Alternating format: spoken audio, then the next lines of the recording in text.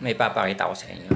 Kagabi kasi, habang bumabiyaya ako, pinagtitinginan ako ng mga rider din. Tapos, wala naman nagsasabi sa akin. Ito kasing camera, nakakabit to dito sa helmet. Dito sa harap. So, nakaganon siya. Yan yung camera, nakaganyan. Tapos, ayun nga, pinagtitinginan nga ako ng mga rider din. So, hindi ko alam kung bakit. Tapos, sabi ko, sakto, pababa na yung pasahero ko. Sabi ko, papalitan ko ng battery.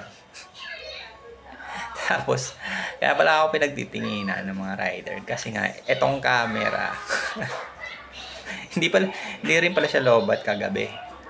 Ang nangyari, kaya pala sila nakatingin sa akin. Kasi yung camera, nakaganyan siya. So, ayun, bumuka na siya. Pero gumagana pa to. Ito lang lumuwag kasi nga nabagsak to. So, ayun, nangihingi na siya ng kapalit. Tagal na rin to sa akin, mga 4 years na yata. So, pero gumagana pa rin naman to. Soon, mag-upgrade tayo ng magandang camera.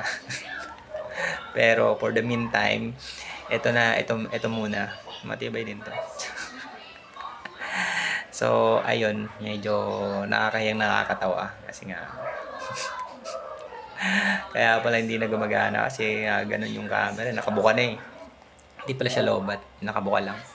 Ayan, gumagana pa naman siya, papakita ko sa inyo. So, ayan, umiilaw pa. Gumagana pa to. Ayan. So, ayan, yung camera, gumagana pa siya. Diba? So, ayan, makita nyo.